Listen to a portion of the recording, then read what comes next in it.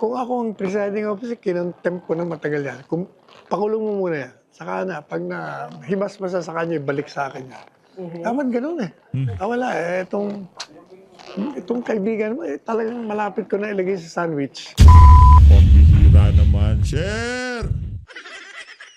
Sir Ranjit Ray! Octa Research President! Pakanton ka naman, pambihira naman oh. Papansit ka naman dyan. Paldo eh, paldo. Pambihira. Diba, papansit. Prop Ranjit Ray. Oh. Papansit. Dito sa video na to, magpapaliwanag ko itong si Ranjit Ray, presidente ng Octa Research. Octa Research, kung bakit nila pinagtandem itong si Sarat, itong si BP Sarat, itong si Mangga, at itong si Erwin Tulfo, at itong si Lutang. Gayong alam naman ho ng sambayan ng Pilipino, ang sigurado pa lang ng tatakbo ng pagka-presidente ay si BP Sara. Hindi pa siya pumipili ng kanyang VP at ang tinandem pa sa kanya, apelidong Marcos. Ito naman si Sir Ranjit Ray. Huwag naman kayo magpaalata. Wala na ba kayo makain dyan sa Dyan sa Octa? Walang nga kayo ha. Ito. Pakinggan natin. Teka lang. Isang like at sa subscribe. Masaya na ho tayo dyan at sa mga gusto sumali sa ating community. Yung join button, nandiyan lang ho sa baba. Mga patay gutom ng mga taga-Octa na to.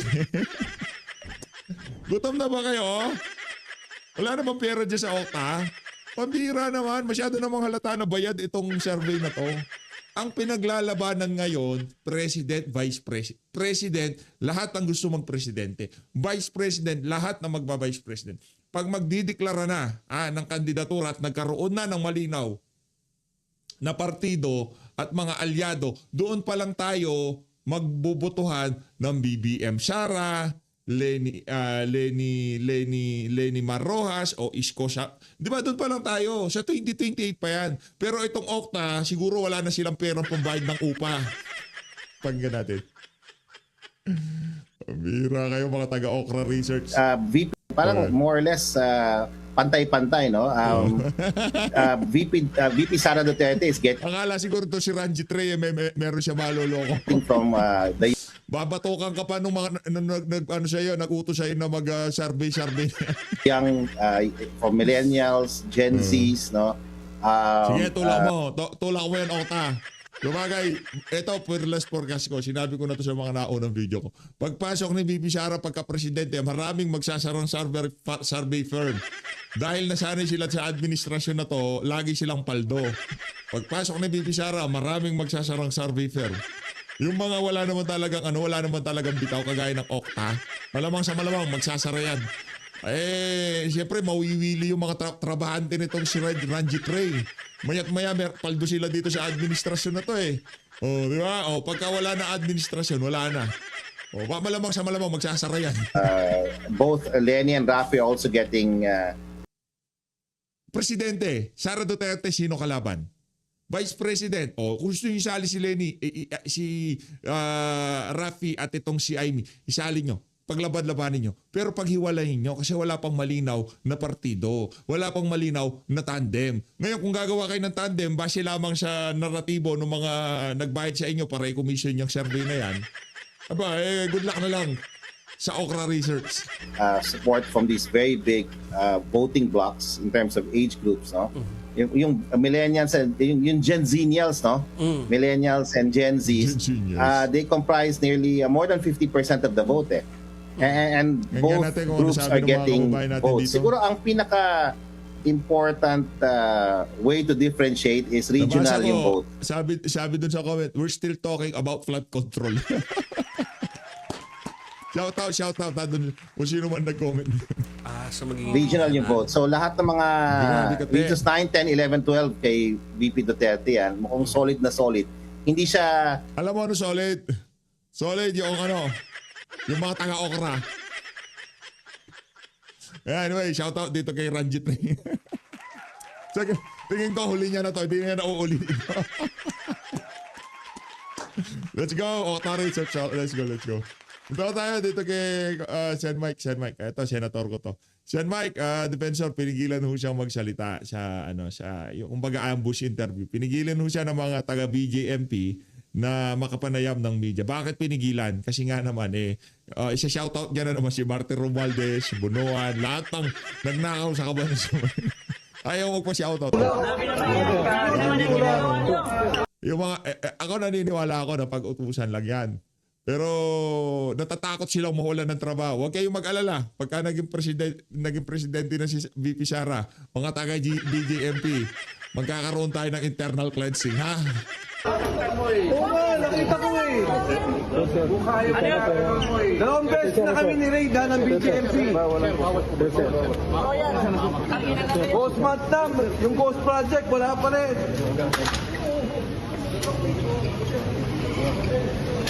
Alam nyo bakit minadaling ikulong si Mike Defensor? Alam nyo bakit? Kasi bago pa sila ikulong, nakita na nila yung mga numero sa mga senatoriable. Yung mga possible senatorial mananalo ng pagkasenador at yung pangalan ni Mike Defensor, isa sa mga namamayagpag. Walang takot eh. Kung ako susuporta ngayong mga panahon na to, doon ako sa mga kandidato kagaya ni Mike Defensor. All the way. Diba? At saka yung pagsasalita nila dito sa flood control, wala hong humpay. Kaya ako, bilib ako kay Mike Defensor. Talagang yan,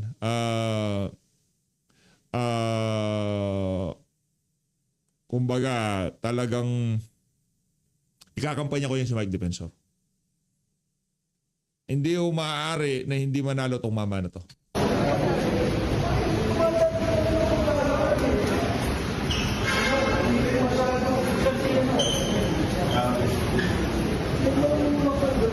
Dito yung ano. Nanunulak eh. Hindi nagnakaw yan ha, si Martin Romualdez nagnakaw. Ng tiwala ng mga takatakloban. Ninakaw niya eh.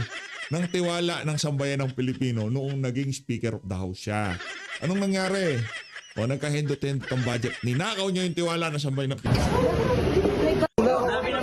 Grabe naman yan. Dito tayo kay Atty. Panelo. Ano ho ito? Ika nga... ratsyada ho ito, ratsyada. Naku, mabuti binigit mo. Shoutout kay Ma'am Hana. Ma'am Hana. Isa sa mga natin yan, pinapanood dati sa SMNI. Pagka yan ang sumasalansan talagang, maano din, parang si Ad Barbie, mahusay magtanong. Shoutout dito kay kay Ma'am Hana. Matalim mo magtanong yan. Nabubuisit ako sa Presenting kanya. all the acknowledgement received, stating all the names and the last names. Hindi lang yun. Alam mo, marami siya mga snide remarks. Meron The siyang mga snide remarks dagdag na also. mga, may Superman pa siya, meron pa siyang salad. Alam mo, mahilig itong paporma pa. Kung ako ang presiding officer, kinontempt ko na matagal yan. Kung pakulong mo muna yan, saka na, pag na himas masa sa kanya, balik sa akin yan. Dapat ganun eh. Wala eh, itong kaibigan mo, talagang malapit ko na ilagay sa sandwich. Palaman. Bakit gusto naman niya maging panas lang?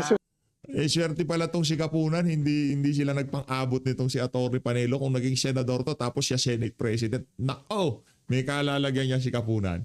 Mario, hindi patas eh. Hindi ba? It only shows his ignorance or his bias. Live po niya napanood ang isinagawa ng impeachment trial dito sa Senado. Kasama po natin ang dating Chief Presidential Counsel ng Duterte Administration, walang iba kundi si Atty. Salvador Panalo. Attorney, ano pong masasabi niyo? What is your assessment? Ano bang napatunayan ng prosecution sa ginawang direct examination dun sa State Auditor? Nakatulog yata ako eh.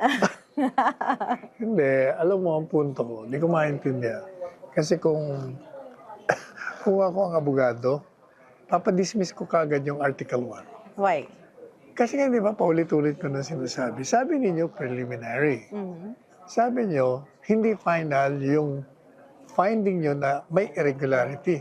Kung hindi pa pala final, why are we all here discussing and prosecuting Article 1 when there is no basis at? Wala kasing final decision pa yung COA. Exactly. So anong idinidemanda mo sa Vice President? Kung wala naman palang penal na irregularidad. Kasi sang-ayon sa inyo, ang finding nyo, non-compliant. So if it's not compliant,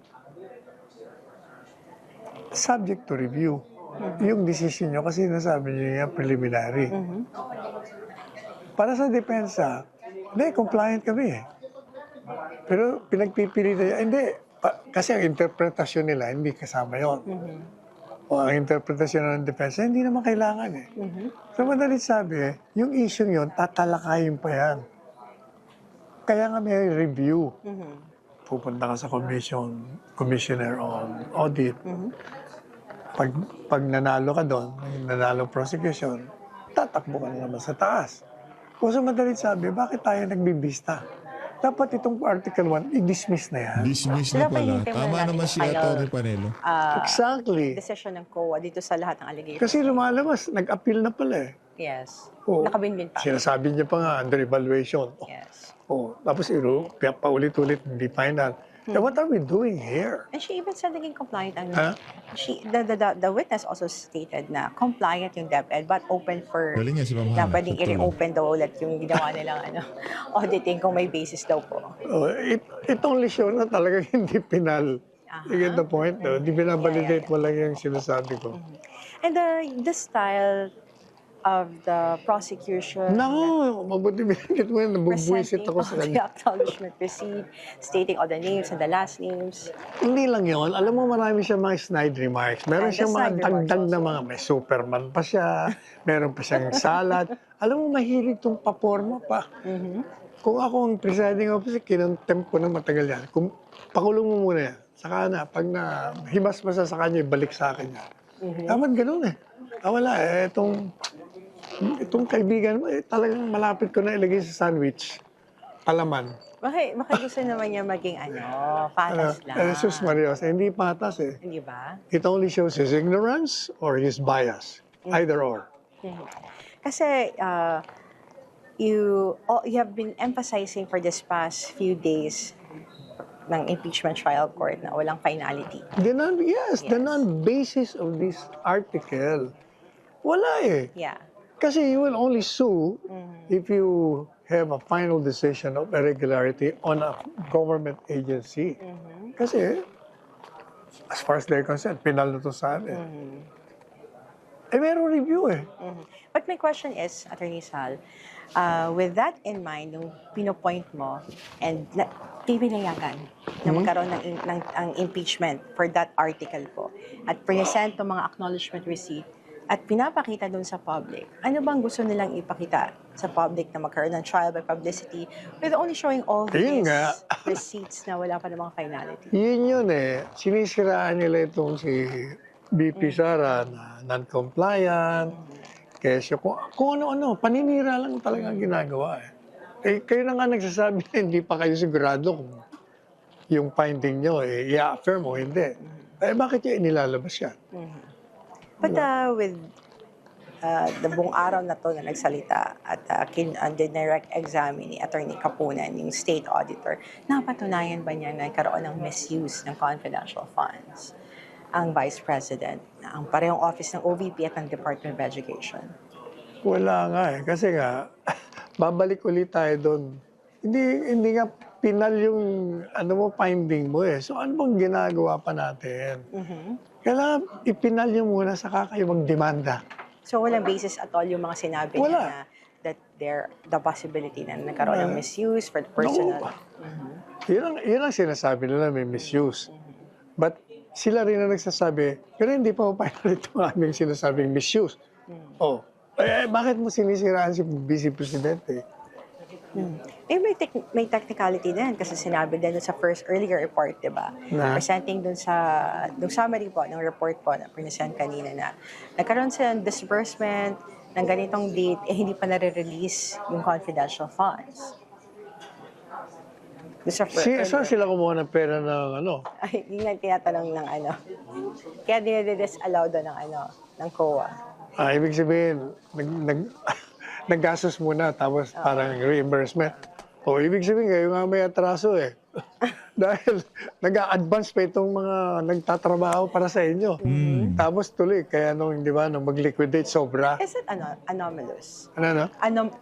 Maanomalya ba yung gano'ng klase? Hindi mali yan. It only nga shows na these people are spending their own money. That's why they're asking for reimbursement kasi ang bagal nyo magpalabas ng pera. Tapos, nagpalabas na nga kayo ng pera, sasabihin nyo pa, irregular yung ginagawa namin. Compliant naman kami. You keep on insisting na non-compliant. And yet, you're suing us for something which is not final. Ano ba yan? So, what do you think ang dapat gawin ng defense?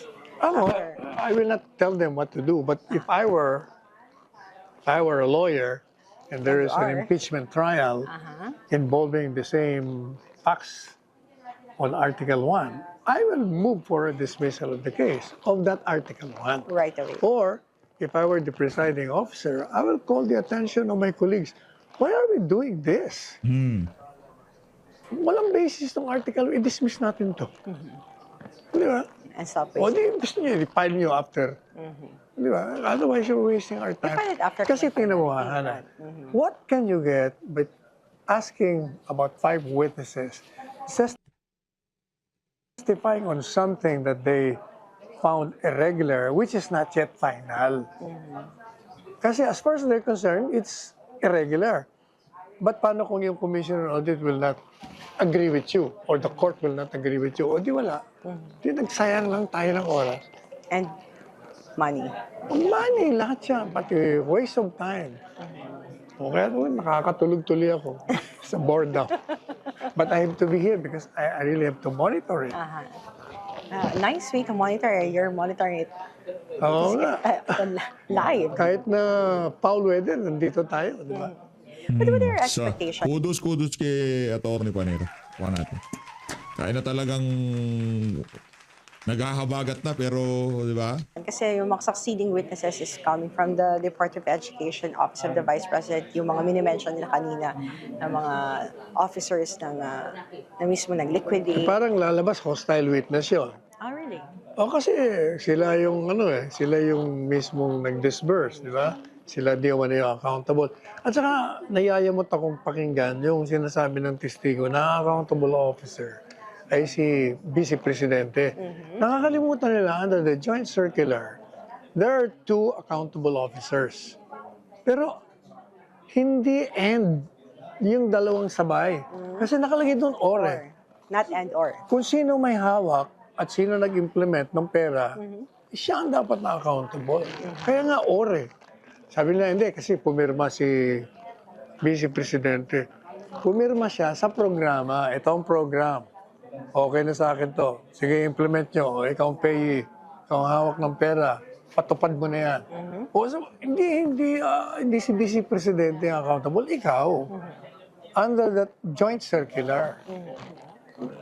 So, kahit na doon mo palabasin, talagang hindi guilty si Inday Sara doon sa demanda nila na may irregularity ng pag-disburse ng pondo.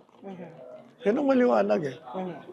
And last is what is your message sa mga nanonood ngayon?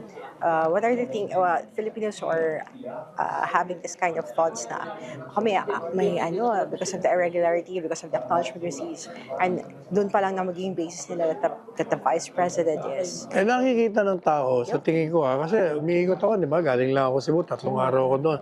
Para pareho sinasabi nila, bakit ba nag-i-impeachment tayo? Wala naman silang ebidensya. Tapos yung prosecution, wala nang ginawa, kundi manira, kahit na hindi dapat sasabihin. Meron siyang mga sinasabing mga scam. Ngayon naman, may Superman, may salad. Ano ba yan? Sabi niya, marami nang ayaw manood eh. Siguro pag nag-survey, tingnan natin kung may nanonood pang ganun kasing dami nung nagsimula ito. At according to the latest survey of Octa Research, ang sinabi nila is, sa karamihan ng mga Pilipino ay nagsasabing, hintayin muna nila kung ano yung magiging kahihinat na ng impeachment trial before they judge or decide na guilty nga si Vice President Sara Duterte. Kasi 25% yung gusto siyang i-absuelto. Tapos 21%, hindi, 21%. Basta mas mababa yung conviction eh. Yung natira, magdi-decide daw sila. Pero kung nanonood sila, palagay ko, by this time, nakadesisyon na sila na wala. Lalong-lalo na kung nakikinig sa atin. Dahil pinapaliwanag na, wala akong basis eh. Walang basis. O, pati Article 4, wala rin basis yun. Marami So, sila. dalawa na. Thank you so much, Attorney Salpanel, for that assessment, and we will still have you here on SMNI to assess more doon sa mga susunod pa namang impeachment hearing dito po sa Senado. Maraming salamat, Attorney Thank you. Salpanel. Salamat, Atty. Sala, dito kay Ma'am Hana sa SMNI. Nagtao tayo kay Ma'am Guidote, no? Isa ho sa mga pinapanood natin pagdating sa kung ano na nga ba ang kalagayan. Pagka gusto nating malaman ang kalagayan ng ating ekonomiya, ito si Ma'am Guidote ang ating pinapakinggan Na niya. budget nga natin na umaabot sa Ang 7.2 Cora, trillion pesos Ang Cora. para po yan sa susunod na taon. Mas mataas ito 6% kumpara ngayong taon. Ano ho yung mga nakikita? Makatwiran ho ba ito? Lalo na sa kalagayan o sa kasalukuyan pong estado ng ating ekonomiya ngayon. Alam mo, napakaraming rason kung bakit ako nababahala dyan sa 7.2 billion na budget na yan. Ano? Trillion. Unang-una, galing siya sa mataas na base na. No? So in the past 4 years, alam naman natin na maraming insertions dun sa previous budget. So kumbaga parang pinasok na nila yung mga insertions na yun dito sa kanilang National Expenditure Program. So 7.2. Nung panahon ng previous administration, ang average lang yan ay less than 4 trillion. Ano? So ngayon 7 trillion na. So isa yan sa pinakamalaking concern ko. Ikalawa, yung execution risk. No? So ano ibig sabihin ng execution risk? Yun yung paggamit mismo ng budget na yan. Kasi in the past nga, ang taas-taas ng budget pero ang GDP growth natin ay pababa. Kaya itong second quarter ay 2.3% na lang. Normally, pag malaki ang budget, so magiging stimulus yun ng economy para tumaas kasi dapat nagbibigay ng trabaho through the projects ang gobyerno. No? Pero wala tayong nakikitang pagbabago, imbes tumataas pa ang unemployment rate. Kasi ikatlo, ang pinakamalaking concern ko, uutang na naman sila kasi yung 7.2, ang program deficit niya ay 1.7 trillion. Okay? So kung idadagdag mo yan dun sa program deficit this year na 1.6, so malamang more than 21 or almost 22 trillion na magiging utang ng national government, no? As of now, yung debt to GDP ratio natin ay 66% na.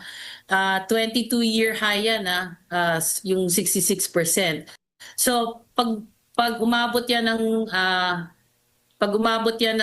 tawag dito ng 22 trillion, malamang over 70% to GDP na, since hindi naman tumataas ang ating GDP pero lumalaki ang utang. So ang mangyayari diyan, manghihina yung piso, tapos baka maging inflationary pa to kasi nga may supply constraints dahil hindi na ma-manage ng ating gobyerno yung supply constraints ngayon kaya mataas ang inflation. Opo. So napakaraming concerns. Opo. Pero doon sa issue ng prioritization, sa tingin po ninyo, tama ho yung pagbibigay ng priority ng gobyerno. Sa ngayon, may pinakamataas po yung education, pumapangalawang public works, pangatlo yung health, at pang-apat yung sa DILG at defense yung top 5 po. Na may pinakamalaking alokasyon po dito sa ating 2027 national budget. Anong masasabi po ninyo? Yun nga yung concern ko kasi in the past, malaki nga yung mga budgets dyan, ano? Kumbaga yung sinasabi nila sa press release nila ay mainly lip service kasi previous years na naman talaga mataas ang budget sa education, sa public works, pero ano ang resulta? 'Di ba? Napakarami pang schools na hindi na itatayo, or classrooms, tapos sa DPWH, talamak ang corruption, walang napapanagot. So malamang ganyan din ang mangyayari this next year. At next year pa naman, syempre mag-e-election na, no? So ang concern dyan ng mga politiko ay makaraise ng funds para sa susunod na eleksyon sa 2028. Kaya napakalaki talaga ng execution risk dyan sa 7.2 trillion na yan. At sinasabi ko nga, in the previous administration, hindi yan tumataas ng 4 trillion, pero napakaraming naipatay yung mga gusali at mga airports tsaka mga pantalan So ngayon wala tayong nakikitang ganun. Kaya mababang efficiency, kumbaga hindi efficient ang paggamit nila ng budget. Doon naman sa flood control projects, anong pangamba mo? Dahil kung hindi ako nagkakamali, nasa 107.4 billion pesos yung inilaang pondo para po dyan.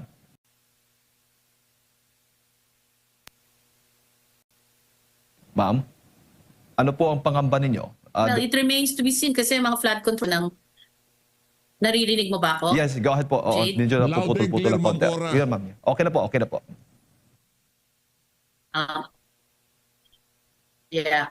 Kasi ang concern ko nga dyan yung execution, no? So, kaya ba nilang itayo yan ng 1 taon? Tingin ko hindi naman kaya kasi pangmatagalan ng at least makapagbigay sila ng trabaho. Pero kung sabihin nila na next year wala nang baha, napaka-imposible nun kasi ngayon pa lang kitang-kita natin, habagat pa lang ang dami ng nabahang regions, no? So, medyo talagang hanggang ngayon nababahala ako dyan sa budget na yan. Opo. Pero ang paglalaan ng pondo ay tama lang naman, ma'am. Doon lang sa execution yung medyo kayo nakikita yung parang may red flag talaga. At dapat yan ang matugunan ng pamahalaan. Tama ho ba? Hindi. Actually, tingin ko sobrang taas yan eh. Sobrang taas kasi nga galing yan sa mataas na base tapos tinaasan pa. At yung mga previous budgets, may mga insertions doon na hindi talaga napunta sa taong bayan eh. Hindi napunta sa mga projects.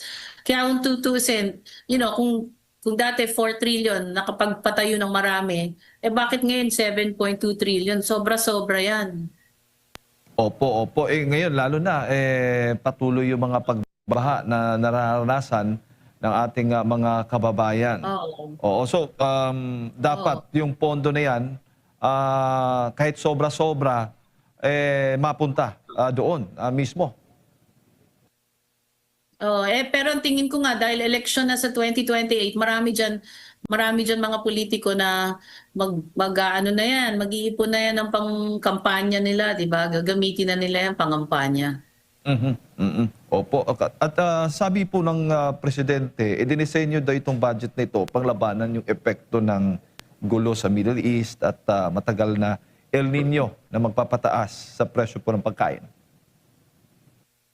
Ay, hindi ako naniniwala doon kasi nga wala naman silang long-term solution dyan sa oil crisis na yan. No? Hanggang ngayon, walang pinapasang bill ang Kongreso tungkol sa price regulation, sa sa paggawa ng stock ng mag-stock tayo ng mas maraming langis, di ba? Para maibsan talaga in the long term yung ating problema dyan sa oil supply, no? Tapos, wala naman silang binibigay na subsidy. Alam mo, isa pa nga palang concern ko, yung revenue, no? Kasi hindi siya tumataas kasing bilis ng expenditure. Kaya malaki nga yung fiscal deficit, no?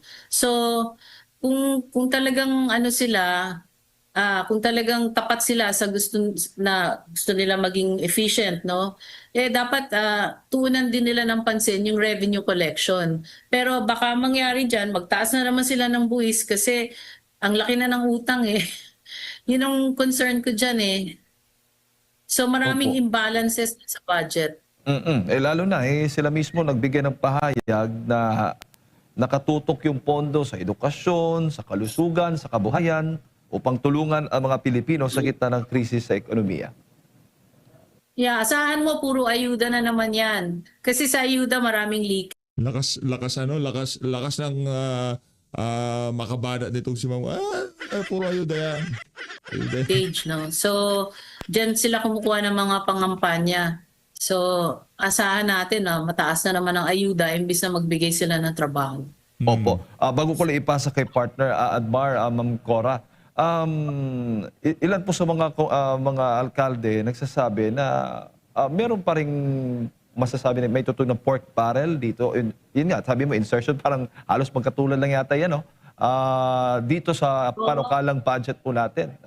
Kayo ba'y naniniwala din doon? Pinalitan lang nila yung pangalan ng pork barrel sa insertion or unprogrammed funds, di ba? So, malamang yung mga program, yung iba dyan malilipat na naman sa unprogrammed kagaya ng ginawa nila in the past years, no?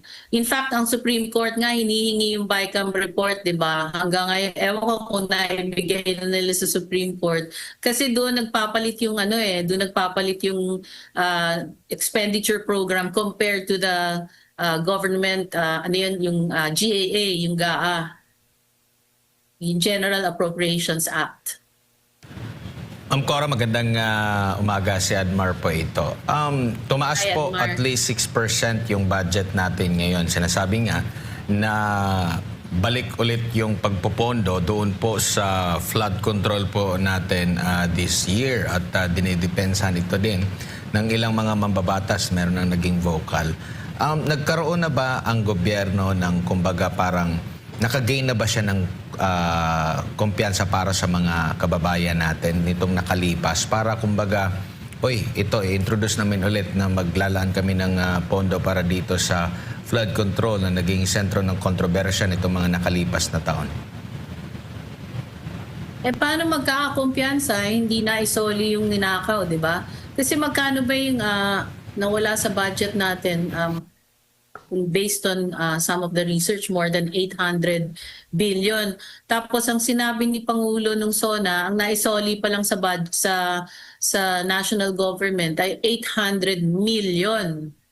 Napakalayo pa niyan doon sa talagang nawawalang pera. Tapos ngayon, magbibigay na naman sila from our taxes ng additional funds for flood control. So, kung talagang tapat sila, dapat bawiin nila yung mga nanakaw. Correct. Tapos yun ang gamitin para sa flood control projects. Pero wala silang ginagawa doon sa issue na yon, di ba? Sa mga ninakaw. Yung mga contractors na hindi nag-deliver, nasa na yung mga contractors na yon? Bakit si Diskaya lang ang nakakulong? Opo, and dito po sa issue ng flood control, do you think na dapat hindi pa paglaanan na ito at ituon muna doon talaga sa mga key projects? Mas malaki ba ang ambag sa ekonomiya natin, ang mga malalaki, mga key projects, mga nasa priority program, mga dapat nasa programa allocation or mga programa po, kumpara dito? Kasi ang nababanggit, lalo na dun sa nalalaman natin sa Korte Suprema, itong mga malalaking proyekto na ito, talagang pinag-aralan ng husto, lalo na yung impact nito sa ating ekonomiya. Compare dito po sa mga flood control na sinasabi nga na nasa unprogrammed fund, pero mas naging priority pa. Ayun nga, so actually, importante talaga yung flood control. Kaya lang hindi nga nagagamit para doon. Di ba? Yung napaka-substandard, yung ibang ang ginawa, substandard, nag-iba na dahil sa baha. No? So, napakababa ng tiwala natin na kayang gawin ng gobyernong ito, yung sinasabi nila. So, marami silang sinasabi, pero pagdating sa delivery or execution, wala nga. Ang sinasabing dahilan ng paghina ng ating ekonomiya ay dahil sa mababang paggastos lalo na sa infra. Do you think dito sa ganito kalaking halaga ng budget po natin, kung ito'y gagawin lang talaga sa tama, medyo makakabawi-bawi ang ating ekonomiya po, Ma'am Cora? Dapat noon pa kasi ang laki-laki ng budget in the last 4 years, no, napakalaki. So dapat noon pa marami na silang naipagawa. Kaya nga lang napakalaki ng leakage, as in massive talaga yung leakage na nangyari in the past 4 years. So what gives us confidence na magagamit ulit itong 7.2 trillion na budget na to para talaga sa mga proyekto. So ako, wala akong masyadong tiwala sa gobyerno ngayon. Madaling magsalita, pero yung sabihin mong gawin nila, hintayin natin kung talagang gagawin nila. Opo, sinasabi Kasi 2.3 lang, 2.3 nga lang yung economic growth eh. Kaya at nag-umpisa yung pagbaba ng economic growth bago pa magka-krisis sa langis. Ngayon, ibig sabihin, hindi talaga efficient yung paggamit nila ng budget. Kasi dapat, pag ganyan kalaking budget, dapat tataas ang economic growth mo. Expect na rin po ba natin na pag-uusapan yung pagtaas, natataas din yung ating utang? Kasi alam naman natin po, yung atin pong nakokolekta, kita ng gobyerno, hindi naman po yata umaabot sa 7 trillion para matustusan itong mga proyekto na sinuggest ng ehekutibo na nagkakahalaga ng nasa mahigit 7 trilyong piso. So, asahan natin na mas lalong tataas ang ating utang po para sa 2027?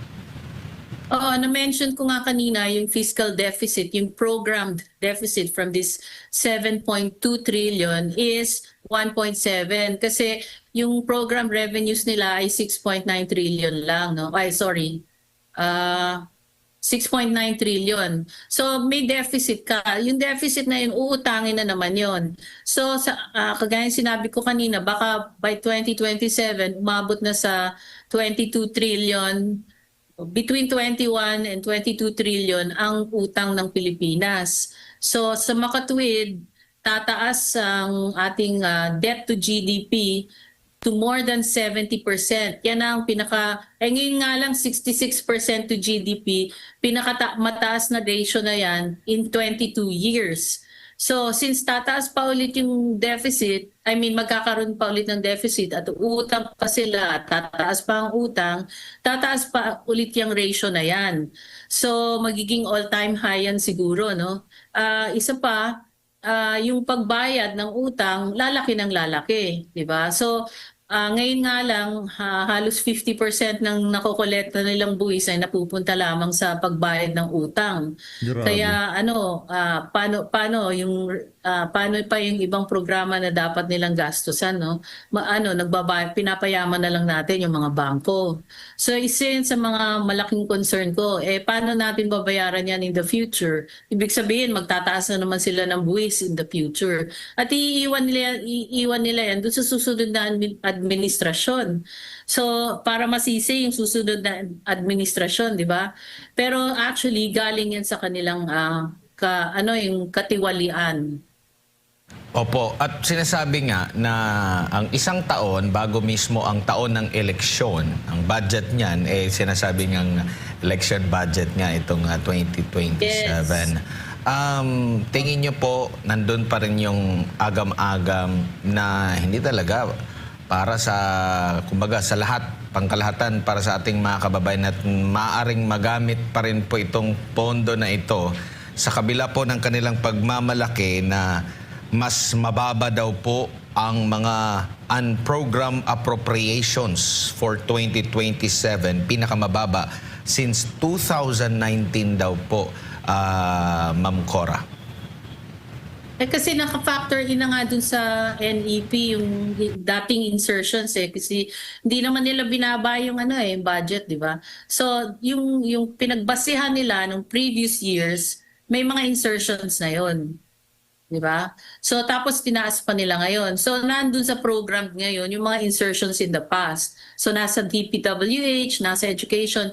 Kung matatandaan mo, sinabi noon ni dating Education Secretary Sara Duterte na yung sinubmit niya na budget ng education was 5 billion. Natatanda mo yun? 5 billion. Alam mo kung magkano ngayon? 976 billion ang nilalaan para sa education. Bakit ganun kalaki? Hindi ko maintindihan yan, appropriations na yan. Kasi yun nga, noong 2023, nag-submit ng budget ang Department of Education na 5 billion. Tapos, question niya kasi nung lumabas na sa GAA, naging 15 billion. Pero ngayon, 976 billion ang para sa Department of Education. Di ba mapapag-isip ka? Opo. Pero hindi questionable na ang education, yun talaga yung may pinakamataas na budget sa pero natin. Pero kung ikukumpara natin, tinaas? opo, kung ikukumpara nga natin dito sa public works, sa 976 billion pesos, kung ikukumpara sa public works, nasa 644 lang billion pesos itong public works. Medyo mataas. Itong public works ang ang pumapangalawa, no? At ang pangatlo yung health 353, yung sa DILG 332 billion, sa National Defense 328 billion, Transportation 302 billion, pero almost 1 trillion for basic education. So itong ganitong klaseng pondo, bagamat naintindihan natin top 1 ito, pero masyado lang malaki, Ma'am Cora. Sobra yung budget na yan. Siyempre, nandyan nga yung mga leakage, no, sa education, sa public works and highways.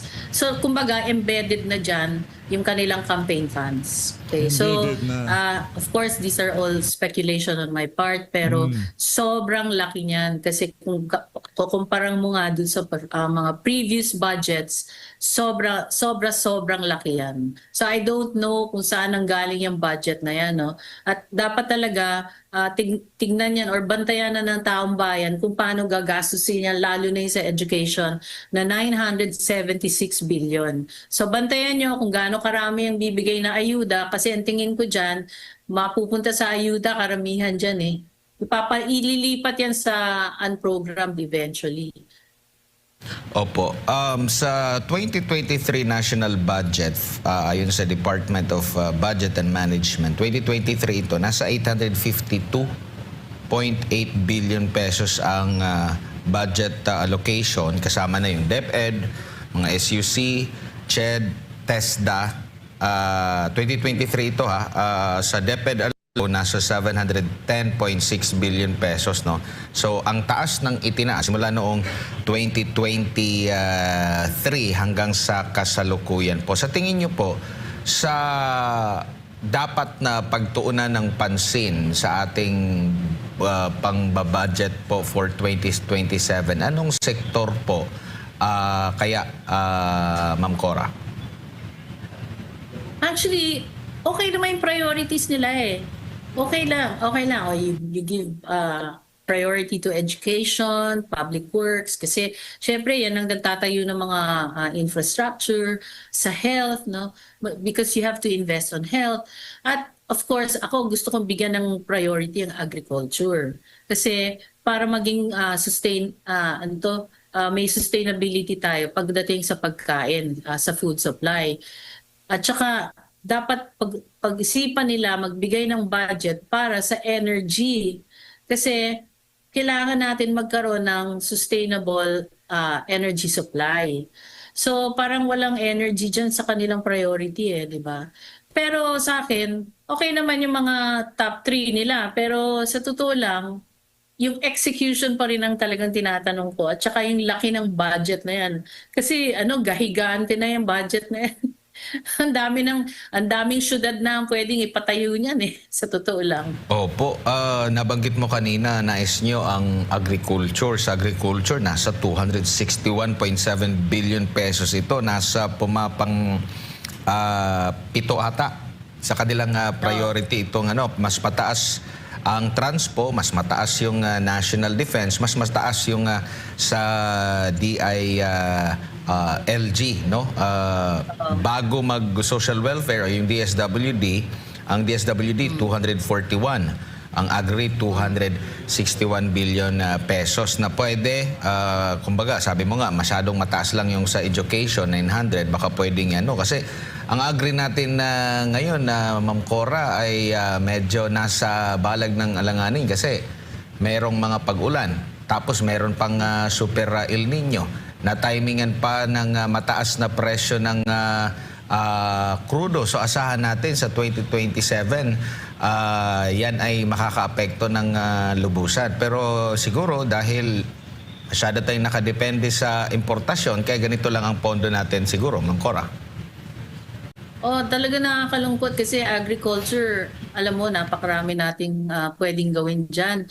Ang madalas naririnig mo, farm to market. Dapat hindi lang farm to market, dapat planting to market, no? So sa pagtanim pa lang, meron na silang ginagawa kasi yung farm to market na harvest na di ba? So, dapat bigyan talaga ng priority yung production, hindi yung, well, kasama na din dyan yung, yung distribution. No? So, dyan talaga tayo kulang sa production support kasi hindi mechanized, there's not enough support for the farmers, yung sa insurance nila, tsaka yung mga seedlings and whatever. Kulang-kulang yan. Tapos pati sa fertilizer, pati sa insecticides, Ngayon, meron kang risky na problema sa Bacolod, di ba? Yung peste. So, anong support na bibigay nila? Parang late na nga yung support kasi nasira na yung mga crops nung peste ngayon. So, isa yan sa talagang concern ko yung agriculture kasi matagal nang hindi nabibigyan ng pansin yan. At sinasabi mo nga, kasi madalas tayo mag-import, kasi dyan sa import, nandiyan ang smuggling, di ba? Napakadaling mag-smuggle pagka nandi-import ka. Ma'am Cora, sabi mo nga, ang ating economic growth, o bagang outlook po ninyo, ay pababa yung ating projection, ano? Sa tingin po ninyo, saan kaya maaring makakuha ng sources ang pamahalaan para po sa, sabi mo, napakalaking pondong ito para sa ating bansa sa susunod taon? Anong ibig mo sabihin sa sources? Sources. Itong 7.2 trillion pesos, sa tingin po ninyo, baga may pagkukunan tayo ng sapat, tapos may utang pa tayo, tapos yung ekonomiya natin bagsak. Ayun nga So, uutang, di ba? Kasi lalo na kung hindi nila maabot itong revenue target nila na, hindi pala 5.2 or 6.9. Pag hindi nila yan naabot, baka lalaki pa more than 1.7 trillion ang utang. Kasi parang nakita ko yung projected growth nitong revenues is about 10% eh. Pero, sorry yung asa ko maingay. 10%. Pero sa totoo lang, in the past, hindi naman lumalaki ng 10% ang ating revenue collection kasi marami ring leakage dyan eh. Marami ring leakage dyan sa revenue collection. Kaya nga, marami talaga. Lahat pati nga yung ilong ni Bangag, di ba, minsan naglilik na. So, maraming salamat sa pagsuporta sa PH Update. Mag-ingat kayo lahat. Mahal natin Pilipinas. Maraming salamat dito kay Ma'am Cora Guidote.